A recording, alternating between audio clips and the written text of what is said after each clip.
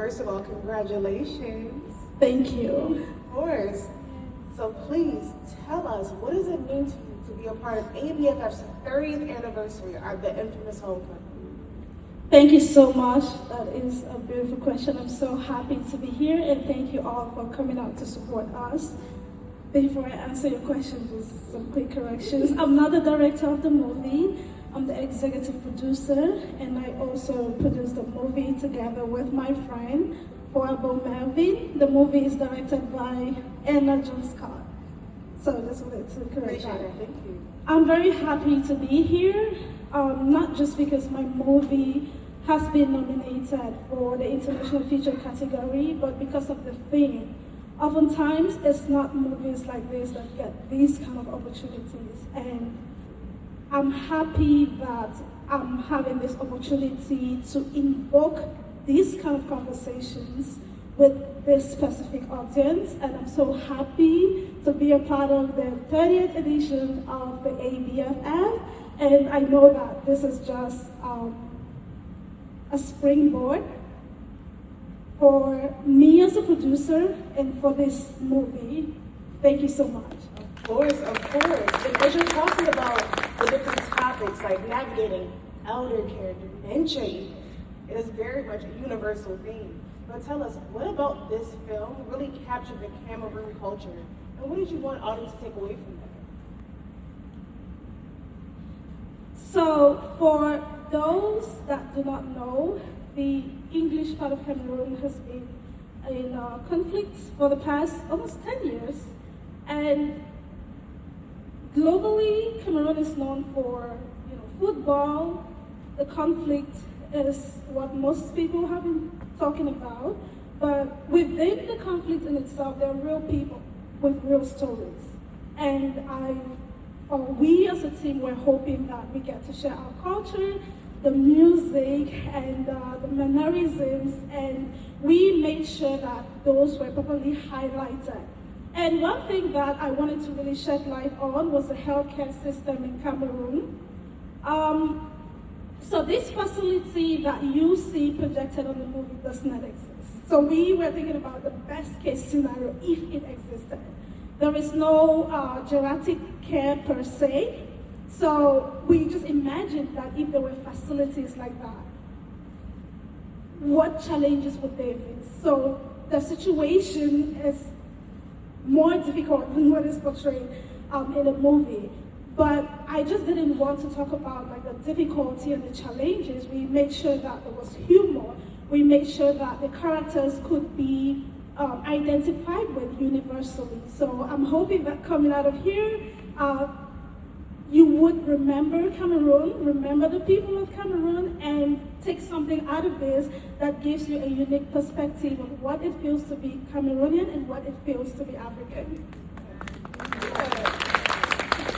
And I really love that response, of even giving the context of like what's going on, and even bringing in like the real people, right?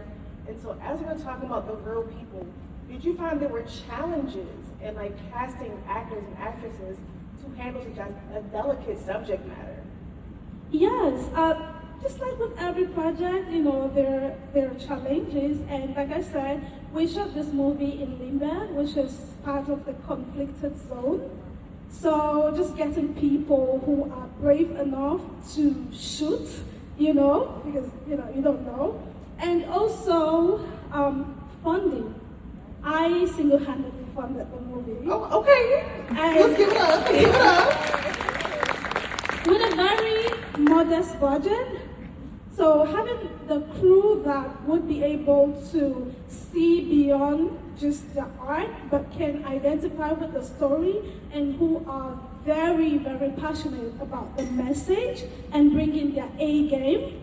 And for me as a producer, this is my second film. My first film, Half Heaven, was Cameroon's selection for the 2023 edition of the Oscars. So, putting their name on the line, the glasses are dropping right now. To try to make those expectations or beat them, so it made it a little, challenging. Then also, people want to be part of the flashy stuff. I don't want to come and talk about dementia, it's boring, it's going to make people cry.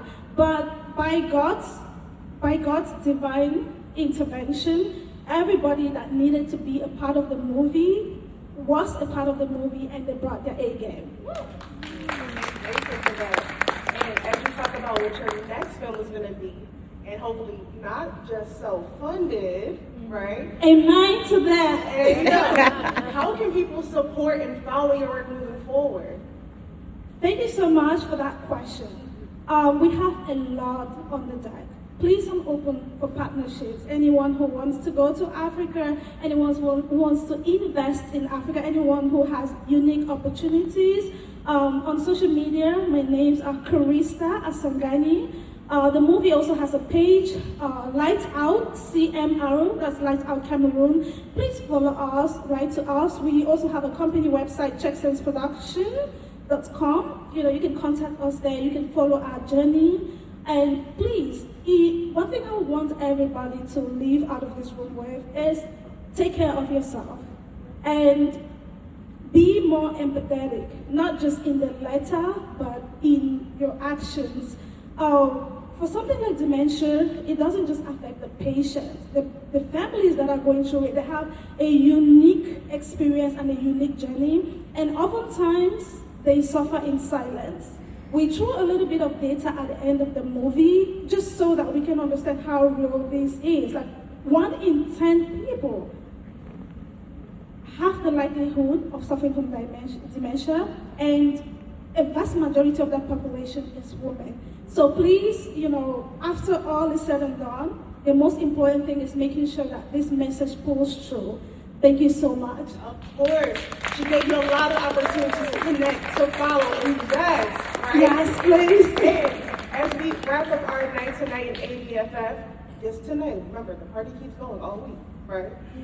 Please continue to follow our filmmakers, continue to connect and enjoy, and take care of yourselves. I couldn't have said it any better. Thank you. So without further ado, thank you all so very much for joining us for Lights Out, and have an amazing night. Thank you so much. Thank you.